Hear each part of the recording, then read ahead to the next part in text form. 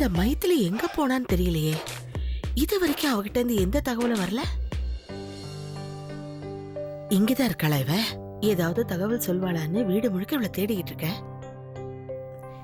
இங்க என்ன பண்ணிக்கிட்டு இருக்க? நான் ரொம்ப நேரமா வெயிட் பண்ணிட்டு இருக்கேன் அத்தை. வெயிட் பண்றியா? மம்மி, ரெண்டு பேரும் வந்துட்டீங்களா? மம்மி செல்லம், ரெண்டு பேரும் எப்படி இருக்கீங்க? எக்ஸாம்ஸ்ல எப்படி பண்ணிருக்கீங்க? மம்மி, இவனை பத்தி தெரியல, ஆனா நான் நல்லா பண்ணிருக்கேன். நானும் நல்லதாமா பண்ணிருக்கேன்.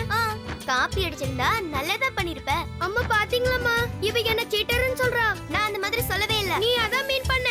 மம்மி, இவ என்ன ஹாஸ்டல்ல கூட இப்படிதான் டார்ச்சர் பண்ணுவா. நான் உங்களை ரொம்ப மிஸ் பண்ண தெரியுமா? இனிமே நான் அங்க போக மாட்டேன். உங்க கூட வீட்ல தான் இருப்பேன். ஆமா மம்மி, நான் கூட உங்களை ரொம்ப ரொம்ப மிஸ் பண்ணேன். அங்க சாப்பாடு கூட நீங்க பண்ற மாதிரி ரொம்ப டேஸ்டியாவே இருக்காது தெரியுமா? அதுக்கு என்ன, இங்க வந்துட்டீங்கல்ல. நீங்க ரெண்டு பேரும் இங்க இருக்கிற வரைக்கும் உங்களுக்கு என்னெல்லாம் பிடிக்கும்னு பார்த்து பார்த்து தினமும் என் கையாலே உங்களுக்கு சமைச்சு போடுறேன். டேய் பேராண்டி, அம்முக்குட்டி, தாத்தா கிட்ட வாங்க. பாட்டி இங்க இருக்க. உங்க பாட்டி வாங்கடே செல்ல குட்டிகளா. பாட்டி, என்ன கேட்டாலும் நீங்க செய்வீங்களா? கண்டிப்பா. தாத்தா நீங்களும் வாங்கல. உங்களுக்கு என்ன வேணுமோ கேளுங்க, பண்ணி எனக்கு தரேன். பீஸா செஞ்சு அவ்வளவுதானே, அதையும் செஞ்சு தரேன். ராஜ், இது உங்ககிட்ட சொல்றதுக்கு எனக்கு உரிமை இருக்கா இல்லையான்னு தெரியல. இருந்தாலும் சொல்லாமையே இருக்க முடியல. இந்து பாட்டி, ஏன் அப்படிலாம் சொல்றீங்க? உங்களுக்கு எங்க மேல எல்லா உரிமையும் இருக்கு. உங்க ரெண்டு பேருக்கும் நடுவுல மன வருத்தம் இருக்குங்கிறது எனக்கு தெரியும். ஆனா அது பசங்களை பாதிக்க கூடாது. ஏன்னா இந்த வயசுதான் உங்க எதிர்காலத்தை தீர்மானிக்கும். புரிஞ்சு நடந்துப்பீங்கன்னு நினைக்கிறேன்.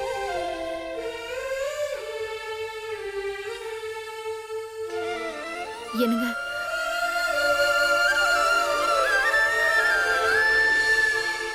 இந்த தனு ரொம்ப சோம்பேறியா இருக்காங்க. ரூமை விட்டு வெளியே வர மாட்டாங்களா? சரி, நானே உங்க ரூமுக்கு போய் பார்க்கறேன். பிரகியா மேடம், நீங்களா? ஆமா, நான் தான். வேற மாதிரி தெரியறனா? இல்ல நீங்க வேற யாரையாவது தேடிட்டு இருக்கீங்களா? இல்ல, நான் உங்களை தான் தேடிக்கிட்டு இருந்தேன். ரொம்ப நேரமா உங்க தரிசனமே கிடைக்கலையா? கண்ணெல்லாம் பூத்து போச்சு. அதான் உங்களை தேடிட்டு இந்த பக்கமா வந்தேன். ரொம்ப சந்தோஷமா இருக்கு. ஏன்னா நானும் உங்களையே தான் தேடிக்கிட்டு இருந்தேன். அப்படியா? ஆமா, நீங்க எதுக்கு என்ன தேடினேன்?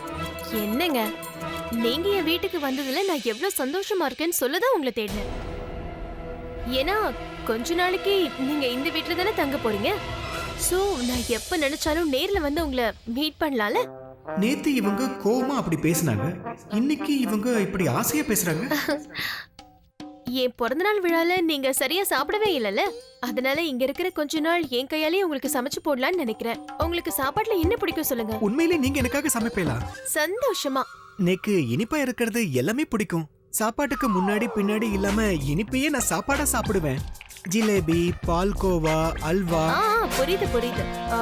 வெறும் இனிப்பு தானா இல்ல சாம்பார் பொரியல் இந்த மாதிரி? சாம்பார் பொரியல் கூட இனிப்பா இருந்தாதான் எனக்கு பிடிக்கும். காரமா இருந்தாலும் கசப்பா இருந்தாலும் எனக்கு பிடிக்கவே பிடிக்காது. அதாவது இந்த பச்சை மிளகா, பாவக்காய், வேம்பு அதெல்லாம் எனக்கு ஆகவே ஆகாது. புதினா போண்டா. தேவையான பொருட்கள்: புதினா 1 கட்டு, பாசிப்பருப்பு 100 கிராம், துவரம் பருப்பு 50 கிராம், உளுத்தம் பருப்பு 2 தேக்கரண்டி, கடலை பருப்பு 2 தேக்கரண்டி, பச்சை மிளகாய் 2, இஞ்சி சிறு துண்டு, தேங்காய் துருவல் 1 கப், சீரகம் 1 தேக்கரண்டி, எண்ணெய் தேவையான அளவு, உப்பு தேவையான அளவு.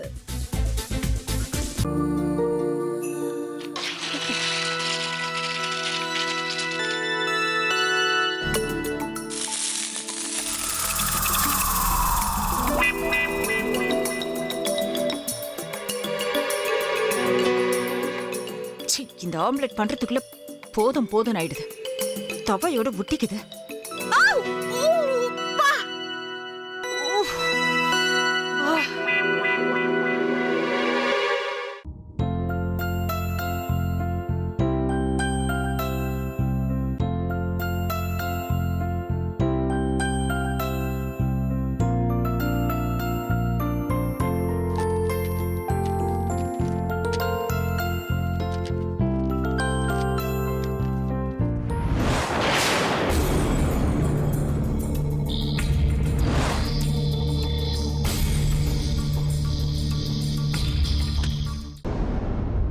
அமிர்தா இப்ப என்ன பண்ணிக்கிட்டு இருப்பாங்க? நாளைக்கு எல்லாரும் சேர்ந்து அவங்க வீட்டுல பொண்ணு கேட்கறதுக்காக போறோம். என்ன மாதிரி அவங்களும் ரொம்ப எக்ஸைட்டா இருப்பாங்களோ? அதான் ஃபோன் நம்பர் இருக்கே, ஃபோன் பண்ணி கேட்டுடலாம்.